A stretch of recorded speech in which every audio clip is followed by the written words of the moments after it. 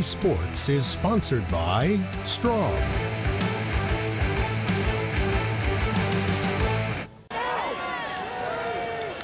Has one touchdown, did most of his damage, and lets it do it here. Stubblefield, back-to-back plays, gets into the end zone for a 29-yard touchdown. No matter the road traveled, sometimes things have to get worse before it gets better. Doesn't matter that if along that road traveled, UH quarterback Max Wittek would throw for a career best 291 yards with 2 touchdowns to Devin Stubblefield. Sure, 17-0 may have looked good closing in on halftime, but the fix of the Rainbow Warriors is nowhere complete, not against Nevada. Transformation seems stuck and still getting worse before it could possibly get any better. Frustrating, very frustrated, a little discombobulated. I mean, felt like we should have came away with the win this game. Oh, no question. 17-0? You guys are feeling good, I bet. Yeah, I mean, we had a lot of mistakes. I mean, at the end of the day, we weren't playing fundamentally sound football, so it's kind of tough to hold a lead when you're not doing everything you're supposed to be doing on the defensive side. How do you describe it amongst the guys? You know, is it just angry at man of the world? What is it? It's emotional. It's kind of a somber place to be. It's like a graveyard because we do have these leads and we keep taking these leads and then we lose them. Maybe Hawaii defensive coordinator Tom Mason put it best after the game, simply saying, quote, "We just didn't do the things we needed to do to win," end quote. You win as a team, share credit. You lose as a team, don't point fingers. There's plenty of blame to go around. Nevada knocked off Hawaii for the 5th straight time Saturday. And that's what we're talking about. I'm Robert Kekaula. This is Inside Access here in OC Sports. Are you frustrated, annoyed, ticked off? What is it? Right now, just too many words. I mean, too many ugly words that you can't say? Yeah, a lot of big ugly words I can't say on TV. Rainbow Warriors' 17-zip lead lasted till about 1 minute, 12 seconds before intermission. James Butler, 1-yard touchdown. That was followed by a picture-perfect onside kick executed by Brent Zuzo. Wolfpack turned that into 3 points, and all of that happened in just 19 seconds. Quick flip of momentum. It changed the game. Now, you guys build a 17-0 lead. It had to be nothing but good feelings on the sideline. Yeah, absolutely. And the great thing about our team is, yeah, there were good feelings, but there were still things that we were ready to work on and make adjustments to. We don't change our game plan, but we do change the way we execute things as players. And so, you know, we felt that we were ready to make those adjustments and to continue on and keep rolling and kind of step on their throat a little bit. But, that didn't happen necessarily. Instead of 17-0 at the break, it was 17-10 still trailing, but somehow, advantage Nevada. Those 19 seconds late in the second quarter, according to Wolfpack head coach Brian Polian, quote, "I think that was a really big lift for our team," end quote. Nevada-tude reeled off 17 points in the fourth quarter. Game over. Second and goal, 5-yard line. Jackson, right side, cuts back to the middle. No! Touchdown, Jarrett Gibson. Nevada's going to be successful. You expect him to get the ball. The Butler did it again. I think we got a little bit too complacent, thinking they were going to fold coming back into the second half, and I think that's what got us. I mean, we got too complacent. Guys just started peeking inside, doing different things, started freelancing, and yeah. 6 straight road losses for UH. Rainbow Warriors have dropped 5 in a row overall. 1 in 22 off the rock in the last 4 seasons. 1 in 14 away from home in the Mountain West. Hawaii is still the only MW team without a conference win. 4 turnovers. Wolfpack outrushed the Rainbow Warriors 244 yards to 34. How much worse does it have to get before it gets better? Let's talk about it. This is Inside Access here in OC. Welcome back to Inside Access here in OC Sports. Final score, Nevada 30, Hawaii 20. Wolfpack rallying from a 17-0 deficit with 17 points in the fourth quarter. the University of Hawaii football program isn't the University of Hawaii football program of 2015. It's the University of Hawaii football program that's been around for forever, and it will continue to be around. And so these are things that we got to learn from, and we'll build from this, whether it be tomorrow or whether it be in next month or the month after. Or there's going to be continual growth in life and in opportunity. How is that? I'm Robert Kikaula, Nady Lawa, Stephen Tsai, Rich Miano. That was Dylan Collie. Those words, what he said, far beyond his years. Yes, but he's a little bit older for a freshman That's than other what people. He's not your normal freshman. Yes, sure. He's off the Mormon mission, but after the game, when we were talking to him on headset, it was kind of deep. Very. More than what you'd expect. Who was a deep guy when you guys played? Ooh, who was the deep guy? Who got emotional? You? Sounded like a coach. Well, Who was yeah, more coach so. like? I don't know. We Samson. got a lot of. Samson was, more quiet, but when he spoke, Yeah. it's kind of one of those things. Everybody He was gets in dangerous. line. Yeah. I was thoroughly impressed by Dylan Collie. Not so much so at the final score. Hawaii losing 30-20. Your reaction? You guys were in studio in the pregame show, halftime show. Well, leading up, there was a lot of questions, but I thought in the first quarter, they came out. I mean, they started fast. I was expecting them to start fast if they were going to be successful, and they did. Getting to 17-0. From after that, ending of the second, it get kind of, you're not too sure. And then in the second half, the wheels kind of fell off, I thought. You were surprised, impressed? What was it to get to 17-0? I was surprised by that, but there's just something about this team. They have really good players, I think, and I think the coaches have really good resumes. And there's just, I don't know, it's synergy or something. There's just, things aren't just clicking. I don't know what it is. And you've seen it in a lot of places where you could put together a lot of good talent, but things just aren't happening. And they seem to be in that little funk or whatever they are right now. Going into the game, Hawaii on the road, hadn't beaten Nevada in 5 previous attempts. What do you expect going into the game? Well, I expected whoever would win the rushing game, because I think Hawaii is still trying to establish the run. And also, the football hasn't changed, Robert. So when you look at all the parameters, win the turnover battle, have less penalties, win it in the fourth quarter, win the kicking game, all the things that it takes to win a football game, Hawaii's going to have to do that, because I think Nevada was more physical both on the offensive line and the defensive line. And Hawaii has to show that it can finish a football game. Okay, quarterback for Hawaii, Max Witte. Maybe put up career numbers, 291 yards passing, and then the 2 touchdowns to Devin Stubblefield. But it's not yet fluid on offense. Are you seeing the struggle still being real on offense? Well, it was a tale of two halves. I mean, I felt, in the first part of the game, he was getting out the ball quicker, which helps him as far as being injured, saves himself. A lot of shorter routes, and these guys were able to catch and run as well. He looked like he was going through his reads more proper, but then I don't know what the adjustments were at halftime. Second half, I felt, I think Nevada may have tried to take those type of things away.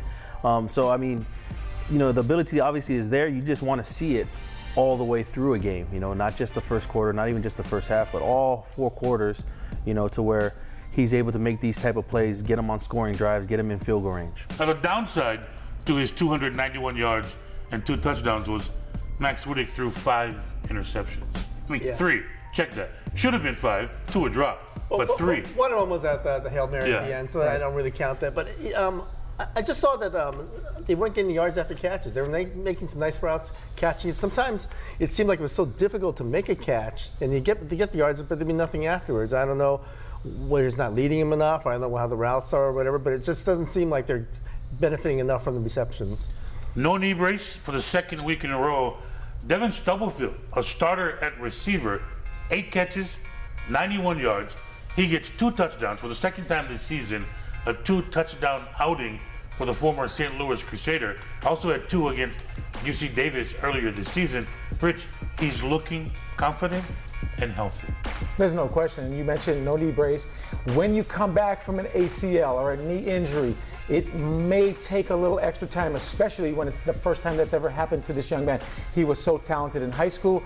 We expected big things of him last year as a true freshman. Now that he's a redshirt freshman, he's really getting into a groove. And I like the fact that Don Bailey recognized you need more speed on the outside. He put both Devin Stubblefield and Isaiah Bernard on the outside, and that stretches the defense vertically, which has opened up the inside for Dylan Collie. And I think that strategy has paid off. Obviously, it's not too late, but continue to get speed on the outside and work the inside receiver against man coverage.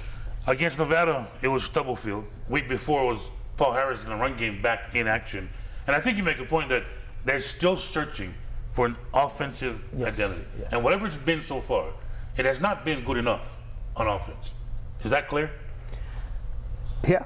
That's pretty clear. I mean, but what you're saying, even like, Dylan Collie last game as well, you got to have all three of them, you know, with the run game being in line and then both receivers having, it has to be on one at the same time, for it to be more successful. And I feel you have spurts here and there. It's just once you get everybody involved on the same day for 4 quarters, I think wins do fall into place. But you need them also for practice too, right? Yeah. Because Bernard wasn't even there like most of the week. He had come back late. He had that bladder or whatever infection.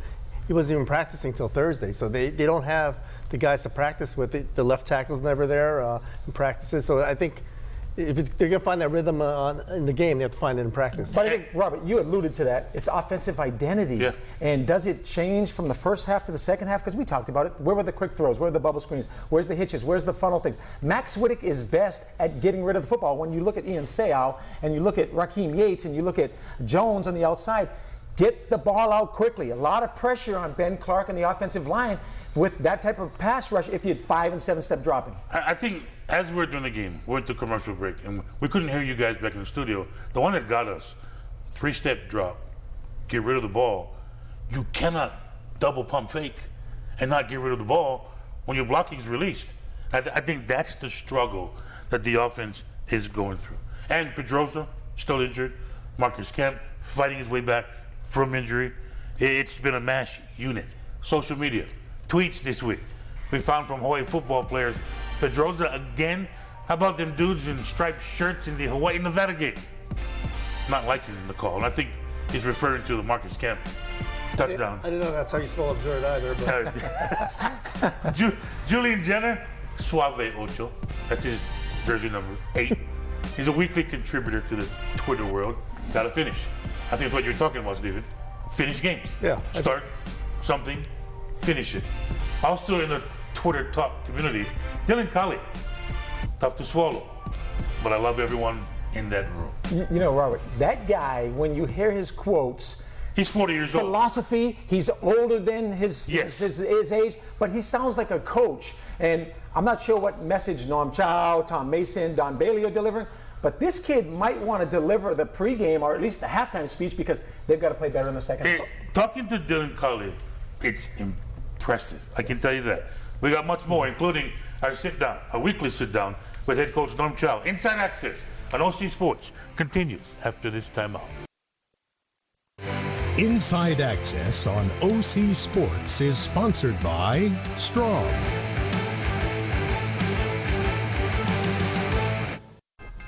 The running back combination of James Butler and Don Jackson for Nevada and their quarterback. 244 yards on the ground compared to 34 for Hawaii.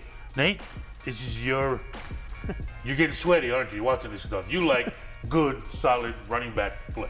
I do, and for them, in the first half, I thought Hawaii was doing a real good job. A lot of tackle for losses that were able to kind of stall some of their drives. But as the game wore on, these guys are really, really continuing to run hard.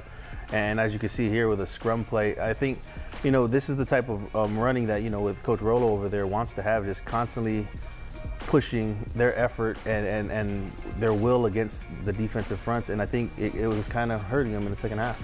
Their numbers combined. James Butler, just 5'9", a bit over 200 pounds, 28 carries, 134 yards, and 2 touchdowns. His running back mate, Don Jackson, 20 carries for 61 yards. The Nevada run game had 351 yards on the ground against New Mexico. Those 2 running backs, James Butler, Don Jackson, they're so different, but they create a great 1-2 punch, don't they? Yeah, definitely. I mean, they're similar in stature, but one's like, I guess, one's a quick back, one's a power back. So, I mean, it does create a different look and gives different options on what moves are going to come to you if when you go to tackle them and stuff like that. Now, that combination of Butler and Jackson, one of only 2 tandems at running back in the country, averaging right around 90 yards per game. It's crazy. Yeah, and looking back at the pistol, the running back's deeper, Robert, so he has more the ability to get downhill quickly in terms of where his alignment is. It also allows the linemen to sustain their blocks and the running back to be able to cut and use that vision. But they are different, but at the same time, both very effective. As you mentioned, there's only one team in the country, Arizona, that has more successful tandem of running backs. That's a great scheme, great running back. One of the standouts for Hawaii, and I thought for the second week in a row, at defensive back, gets a start. And Danny Mulanga against New Mexico got in his first career start, causes the fumble. Against the Wolfpack, makes an INT. The first interception in the secondary by a secondary player for Hawaii this season. I mean, at the end of the day, we're trying to win the game. So, yeah. So, me doing my part and helping the team win. So, that's all I'm focusing on right now. Can you explain to us what it's like in that locker room? I mean, are you guys ticked off? Is it angry? Is it emotional? Is it just mad at the world? What is it like? Silence. Silence? Yeah. That's all I got to say about it, just silence, you know. Which is the worst sound, isn't it? Which is the worst sound, yeah. There's a story. Silent but deadly. That's what it was like in the locker room, wasn't it? It's just not. I saw that team afterwards. It was like across the board. It hit them hard, didn't it? 17-0 and then lose the game? Yeah, I think it's a game that they felt they should have won, and they should have won this game. They just, again, something's not right with this. I mean, again, they've got the talent, they've got the coaching, just something's not happening. Mountain West Conference Players of the Week announced today. On special teams, showed it to you earlier. We'll get back again as the kicker, Brent Suzo. How impressive was Ian Seau, defensive end for Nevada? Well, I mentioned on the broadcast, he was getting after it early. And what that does is it allows you to open up that toolbox that you have where you're beating guys on certain moves. But over most of the time where he was getting beat, Ben Clark was off the edge. He's coming off the ball, taking advantage of the opportunities. Here, as you can see right here, it looked like it was just a mishap on the blocking scheme. And he took advantage of it. And for him to end the game the way he did, that's one of those things where, he's trying to make a highlight film, and obviously Hawaii just was on the bad end of it. Robert, Scott Boone, the defensive coordinator for Nevada, said what? They only blitzed 18% of the time. You know why? Those weren't blitzes. Those are 4-man rushes, and when you can do that, you can win. 6'3", 250 pounds from Oceanside, nephew of Hall of Famer Junior Seau, had 4 tackles. Happens that all 4 of them were sacks. Forced a fumble, recovered a fumble, Conference Defensive Player of the Week. He's a stud. Junior's looking down from above and saying, that's how I used to play in terms of with the intensity, big plays. He's very proud of his nephew. Have you ever seen a simpler, more effective onside kick than Brent Suzo at the end of the first half? It just looked like it stunned Hawaii. They just didn't really react to it. And they said they don't practice it very much, but apparently they practice it enough. Yeah, Suzo, special teams player of the week, and has an unbelievable leg on kickoffs, has unlimited distance as a field goal guy, but it's not supposed to be that easy on an onside kick. Look at the alignment. I mean, Lance Williams, 13 yards off. He's supposed to be 10.5 from the restraining line. Anticipate that thing, because even if he does kick it deep, you're not going to have to block anybody, but you always have to. That's the job of the front line, Robert. See the ball kick, expect the onside kick, and react. Really not sure how much they coached it up, but surprised they got caught with their pants down. Well, I think they changed the alignment during the timeout. If there was they no showed onside kick, went timeout, and came back with a look that wasn't so onside kickish, and is picture perfect. Suzo. Yeah, and that's the thing. I think if Lance takes care of his responsibilities, he just needs to go ahead and force and come and grab that ball or make an effort. I think it takes care of the whole thing. So just executing whatever formation they come in, his responsibility was to come up and make a play on the ball. Because if it came down to a collision between Suzo and Williams, I would take I'm taking Lance Williams. I'm taking Williams. Okay, quick question, quick answer. Do you like instant replay in college football? Yes, but at the same time, sometimes they don't get it right. Do you like instant replay I like in college instant football? replay, but it's not instant. It takes forever, and they'll always go with the ruling initially on the field. I'd just rather go with what is right as opposed to overwhelming evidence or something to change it. Remember what you just said. Do you like instant replay in college football? Nope. Doesn't like it. I thought I did. And the more I see it, the more I'm not liking it. It's either that or I'm blind, dumb, and stupid. Marcus Kent, late in this game, in the back of the end zone, looking like a touchdown catch. Goes up, watch the foot. Clearly inbounds. The foot gets the turf, and you see the black little pebbles on AstroTurf that kicks up. He touched inside the end zone before going out of bounds. They review it, and after further review, they overturn it, or actually held it up, because it was called initially not a touchdown. I'm all good with it. I thought I was. Because if the idea is to get it right, I'm all for it. Whatever the case may be. If you watch that video from whatever angle and you see the foot touch green, little black thingies come up off the ground, and the AstroTurf, it's in. Touchdown. If they can't get that right, why have it? Was that Chris Berman impersonation? Because I liked it. No. But the thing is you're exactly right, Robert, but sometimes we don't know the angles they're looking at that. And to overturn the call, it has to be conclusive. But to me, I saw that, and I think the people up in the box, the Hawaii coaching staff, saw that. And that's the reason why that I think it should have been overturned. I think you tried to say it. Not well, but I tried. If the end of the exercise is to get it right, Yes. I'm all for it. Yes. But to take that long and to not be able to see a simple foot touch the turf, why? Well, I mean, it's a replay guy trying to say that my colleagues are wrong. So you have to be, exactly right. But I think that was pretty clear that it was in. Final numbers. Flaky things. Hawaii versus Nevada. Final statistics will tell the story. I mean, rushing yards, 244 to 34 in favor of the Wolfpack. Hawaii won the passing game, 291 to 128 for the Wolfpack. Total offense, 372 yards. Now, just a couple of weeks ago, Nevada had 351 rushing alone against the Lobos. Time of possession really didn't play out to be that important either way. I think the turnover battle, absolutely one-sided in favor of Nevada, 4-1. Got lots to talk about. This is Inside Access here in OC Sports.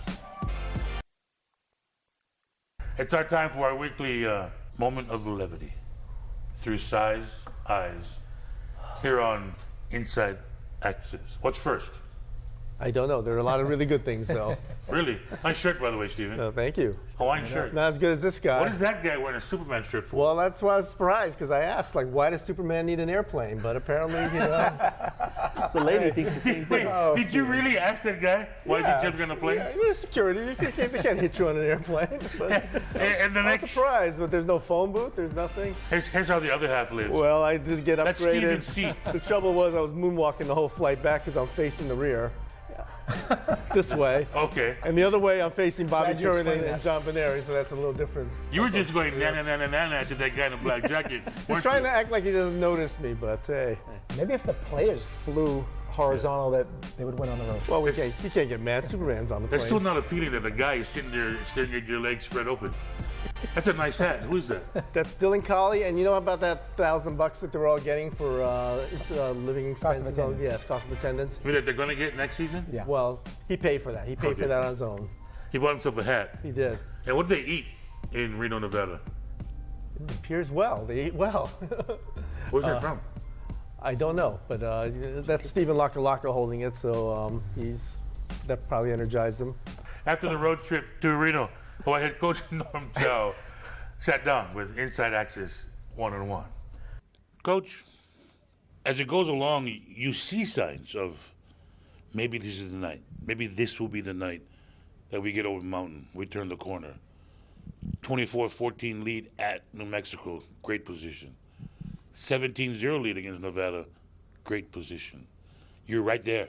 Is that what you're seeing? I see young people. You know, you ask about me. You know, they're really never about a coach. I see these young guys, and I see them. You know, so desirous of doing well, but you know, you can't. We have a motto: you can't win the game in the first, nor the second, nor the third. You win the game in the fourth. You have to play through all that, and you know, for whatever reasons, we weren't able to do that. We continue to make kind of silly mistakes, if you will, and It gets you because the other side, you know, is playing that hard and playing till the fourth quarter as well.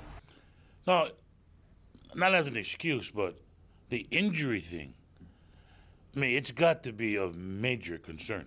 It is because you know, you only have so many people. I've always contended the difference between those Power 5 conferences and the others is the depth. You know, when you're at USC and you lose a guy, you just plug the next guy in. Here it's a little different. You're trying to get the right fix to this football team, and you're going to close ranks and keep marching. Do you tinker with anything, personnel this week? Maybe? Yes, yeah. That's what we spend all our time doing. You know, Robert, we have to hold on to football. The way you get the Air Force is you hold on to football. And we haven't been doing a great job of that. In fact, I was just fooling with the numbers today, and we need to get better on third downs. We need to get better on third downs on both sides of the ball. We have moved some players over. We moved Epperoni, as you probably saw the other night. We moved McConney from an outside linebacker down. So we're always trying to do that. We're always trying to tinker with the special teams. That's what a coach does. Let me ask you, and bear with me here, let me ask you a sensitive question. Because it's all over social media and everybody's talking about Norm Chow, should he step down? Norm Chow, what should the school do? Should they fire him? Should he quit? I know you don't buy into all that nonsense, all the social media, but you got to hear it. Does it bother you at all? Well, you'd be lying if you say you didn't. I mean, I don't read the papers. All I hear is from people like yourself. But I'll never quit. I'll never quit. And it's not about me, Robert. I've coached for 46 years. Never been out of work. It's not about me. It's what my feelings is for these young people. And I see them after the game and trying to figure out what to say to them and trying to get home safely, trying to feed them, trying to make them feel good about themselves. It's not about a coach. I've been doing it for a long time. It's never a bother. And it's not about me. It's about these young people. Well, thank Coach Chow for joining us on Inside Access. Back with more here on OC Sports. Each week here on Inside Access, we take a trip to the dark side of fantasy football. And our OC Sports fantasy guru joins us each week. Derek Holma, who looked good, who looked bad. I have Arian Foster on 4 of my teams. I don't want to hear it. Yeah, I think actually it was a pretty good weekend for fantasy. I mean, a lot of points, but the first meme we're showing is it's coming from one of these teams. I mean, you look at before the bye, the Miami Dolphins, and this was their Joe Philbin head coach. But take the bag off, man. You look at this next meme we got here, and it's Dan Campbell soup. I mean, look at this, Man Campbell. I mean, changed the whole complexion of the Dolphins organization, and the boys went off. I mean, Ryan Tannehill, 18 of 19, 282 yards passing, 4 touchdowns, 27 fantasy points. I mean, he set the most consecutive passes by going 25-25 over the past 2 games, NFL record. And if he does well, his weapons are going to do well. And Rashard Matthews, Jarvis Landry, and the guy right next to him, Lamar Miller, 14 rushes, 174 yards, 3 receptions, 63 yards, 2 touchdowns, 35 fantasy points, monster day, all in the first half. I mean, huge studs this past weekend. Didn't really play the second half and put up monster numbers. This leads up to Thursday night. I mean, big matchup between the Dolphins and the Patriots. So you look for a good production from all of your fantasy weapons. Dolphins make a change at head coach. They find new life. During the offseason, there's a trade the NFL made for maybe the best tight end in the game. It's been an absolute bust. Talk about roller coaster ride. I mean, the duds, Jimmy Graham, Odell Beckham, Jimmy Graham especially, man. I think a lot of people called it. They knew it was going to be a tough road, but a week removed. Last week, Graham stepped on the scene. I mean, looked like Russell Wilson was finding him. Looks like he had his production back, basically. Big receptions, big numbers. And then this week, 2 receptions, 31 yards, 3 fantasy points. It's going to be like this the whole season. I mean, fantasy owners just got to expect it. I mean, I think you're never going to know which Jimmy Graham's going to show up, and you're just going to have to roll with it. Unless you have somebody on the bench, maybe like a Gary Barnidge that you can put in more consistent. But I think if you can get something for Jimmy Graham at this point, it might be better for you to trade him off. And Odell Beckham Jr., I got to think the hamstring injury is an issue. I mean, he's not looked good for the past 2 weeks. If you take away that touchdown early in the previous game, he's been a dud. I mean, 4 receptions, 35 yards, 3 fantasy points. Eli Manning isn't helping. I think he put up 175 yards passing, no touchdowns. Rough go for these 2 studs, but I think you just got to be patient. And I think Odell Beckham will come back. He may be an overrated. A lot of people are saying that he could be an overrated receiver, but you got to think he's the guy that was drafted really high, had that huge breakout last year. You just got to stick with him. Sometimes you make a spectacular catch, and expectation levels of that person making the catch become sky high. And Max Unger, somewhere in New Orleans, is thinking, Seattle, really? Want to trade me? come on. Who are the surprises this week? I mean, we got to look at Darren McFadden. I mean, Joseph Randle went down early with that oblique spasm. Thing he's been struggling with for the beginning of the season, I think. But the whole week leading up, we've been hearing Christine Michael, and I picked him up off waivers too. I bid in, and I thought when Randle went down, I thought, oh, perfect situation.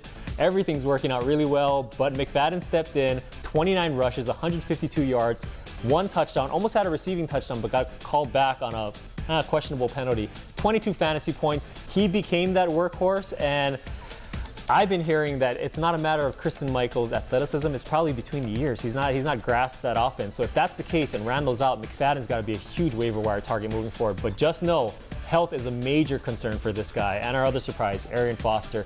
18 rushes, 59 yards. You brought it up, Robert. I have him in a bunch of my leagues too. 14. Rough day yesterday. 23 fantasy points. Did have that fantasy production that everyone drafted him in the drafts late wanted from him. He was kind of turning that corner and getting back to that Arian Foster that we've seen earlier in his career. But injury again, torn Achilles. He's out for the year. Safe to drop him. And this is where fantasy, we just got to keep moving forward. You look at Alfred Blue, you look at Chris Polk, possible waiver wire targets. You just got to move on from here and keep moving forward. But it's tough. Losing Arian Foster is tough. Physically, McFadden is a beast, isn't he? He is. He just looks the part. Yeah. I'll ask you a question, Derek. Yes, sir. Exactly what do you do on Sunday? Watch football. Is that it? You just watch football and watch football? Yes. That's good stuff. Good stuff. Derek Holma joins us each week, Inside Access, to talk fantasy football. Thanks, Robert. Let's get ready to go. Sponsored by Supercuts. Ready or not, next for the UH football team is the Air Force Falcons. 4-3, 3-1 in the Mountain West Conference Mountain Division.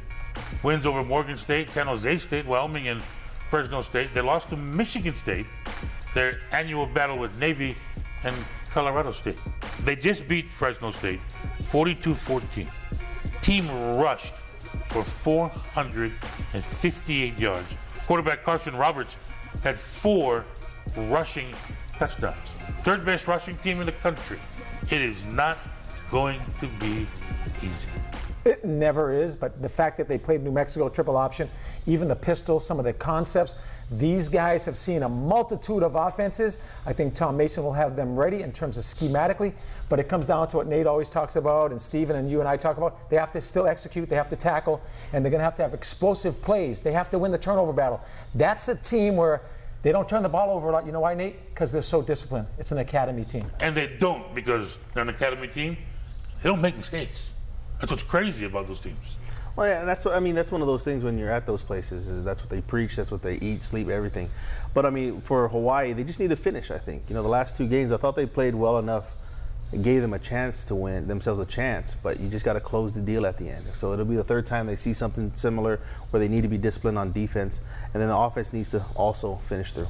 And the Falcons represent what old school wishbone football has evolved into the modern version of their spread type triple option.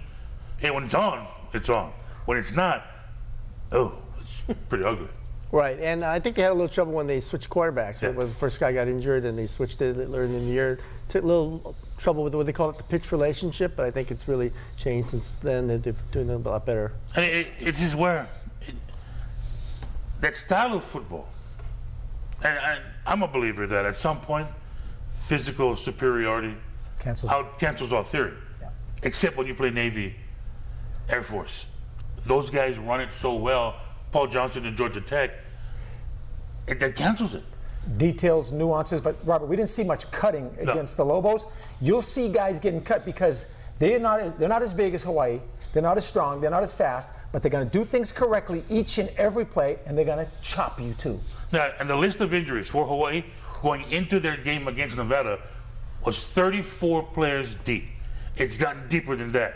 It's coming up near 40 players out to injury. Those names in those medical situations still being looked at, but potentially it could be up to 40 and over players on the injured list for the Rainbow Warriors. It's been a tough season.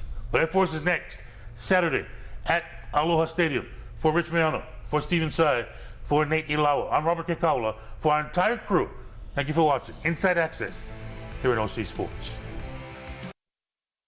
So I had an interesting day yesterday. Participated in the sand volleyball fundraising Portuguese horseshoe tournament at UH. How did you do it? Did you represent the Portuguese people? I'm over half Portuguese. Uh-huh. My teammate was my wife, who herself is a quarter Portuguese.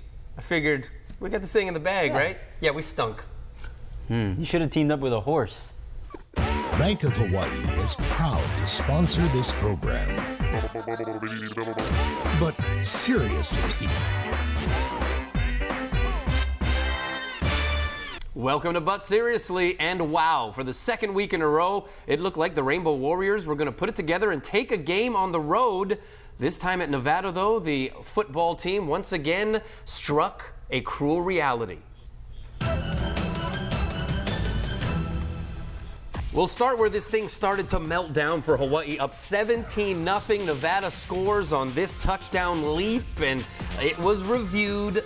It didn't go Hawaii's way. Looked to many like the football was shy of the goal line, did not break the plane. Norm Chow arguing his point.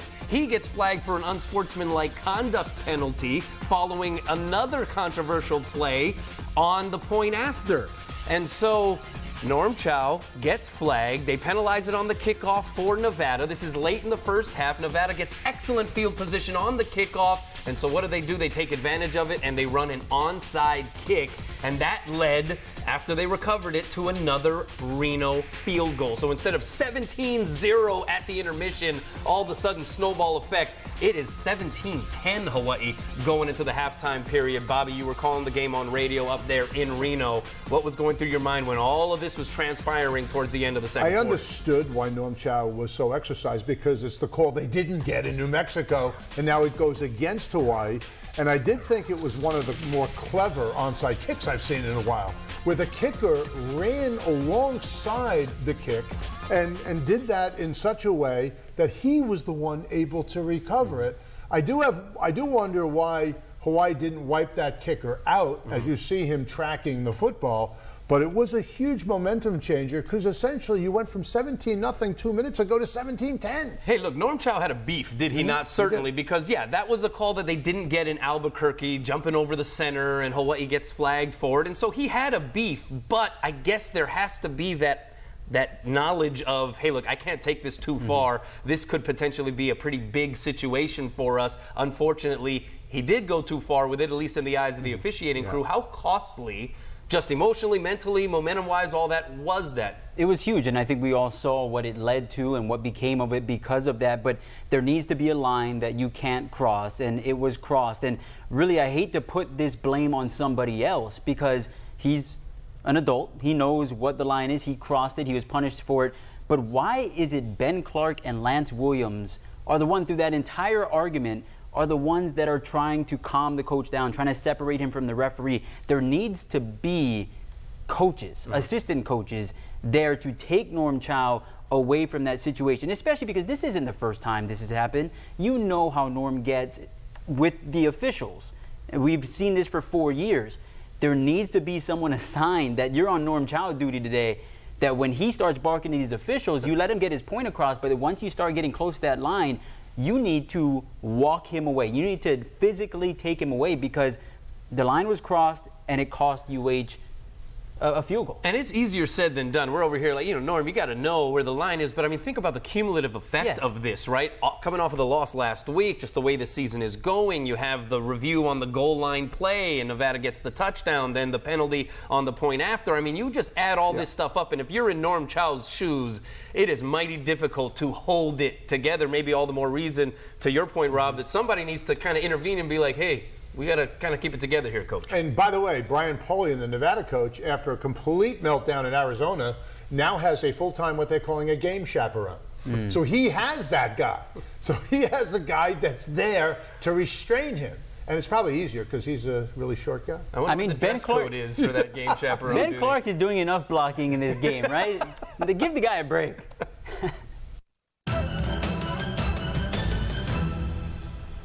Another subplot to this game coming off of the missed 22-yard chip shot that could have won it in Albuquerque. Rigo Sanchez, a little bit of redemption. He boots a career-high 50-yard field goal, also a 47-yard field goal. You guys had to feel good for Rigo.